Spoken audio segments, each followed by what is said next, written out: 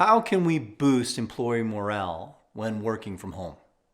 The truth is, nothing's going to replace the connection that we get from meeting someone face to face, outside of the confines of a meeting, even at work.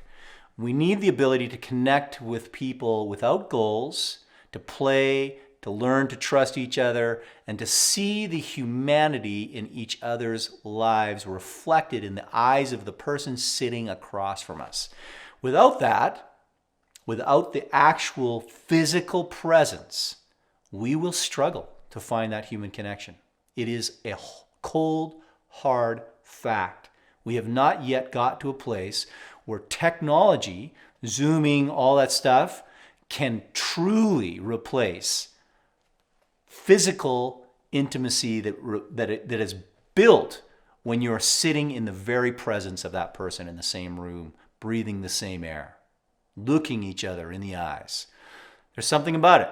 Think about it, right? When I grew up, long distance calls would cost a fortune. We would count the minutes. If we were on away from home, I remember I was 7 and I spent the summer with my grandpa, and I would call home. I think I called home once, maybe twice in the month that I was gone, because it was too expensive. I didn't get to see anybody. If you weren't calling, you were writing letters most frequently. And that connection, as cool as it was, is not the same. And even talking on the phone, which was better than writing letters, was not the same as seeing someone in person. And then looking, and my son's living in Portugal right now. I talk to him every week on FaceTime. I love to see him. I love to interact with him. And it is not the same as having my boy in front of me. It is not. So it's not the same for you either if you're trying to make a connection at business. Human connection requires us. We actually have what we call mirror neurons, and they require us to be in the presence of that person, to sense and feel and truly understand and reflect upon what it is that person's feeling and bringing and what it is I am feeling and bringing. Nothing replaces it. So, how do you build morale? Well, take a look. What does your specific situation look like? Are you in a place where this is now mandatory, a pandemic situation, and we got to do it? If that's the case, go ahead. Figure this out. You go ahead and take a look at what it is that your environment needs to do, but then you're going to have to do things that make allowances, create events to bring people together.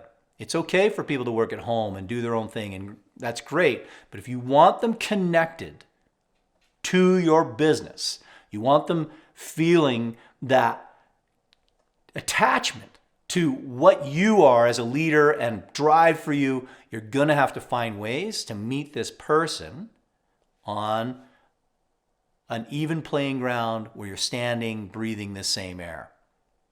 So maybe day to day, your work doesn't require you to go in. You can work remotely, but you should be planning ways to connect outside of the regular routine, and that will draw you in. So once you've decided, hey, this is what we're doing, we're allowing people to work from home, we are going to have to boost morale in different ways, and you say, hey, we're going to do this. Everyone, you're going to work from home, you'll have your free time, we're going to hit these goals as long as you produce, that's great. But we're going to set up meetings, let them know. We're going to set up specific times to meet and get together and connect so that we can see each other and get to know each other on an intimate level outside of work. This will make huge changes in the environment that you are working in. So that's number 3, right? How will this kind of action that you're taking, creating a working from home environment and then planning meetings, impact the space that you work in? Well, it definitely will. We all know this. We've been through this now with COVID. Everyone has experienced what it's like to not see the people you work with every day, to see the spaces where maybe it doesn't work as well, but there's also places where it does work well. But the interesting thing is most of us would have left work and worked from home with people that we had been working with daily before and we formed a bond with. But to maintain that bond, you have to create situations to meet each other again so you can keep going. If you don't do this, you'll lose the bond. You'll lose that engagement. So you have to keep on top of it. And I know that this is hard to do, but it's important. And I remember when I was younger, I was working at Quicksilver. I was managing a clothing line, and I had a bunch of sales reps that were all over the US selling, and I had not met them ever. I started with this company when it was new. These sales reps were out running around selling their stuff, doing great.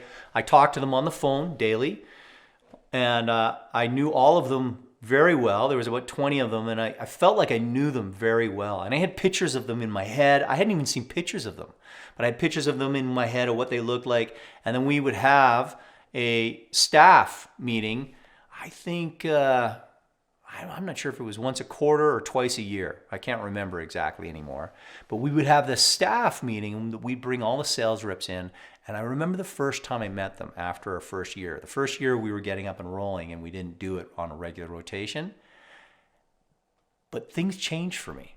The moment I met these sales reps, which I really liked these people. We worked together. We did well. I thought our flow and all the stuff we were doing was really strong.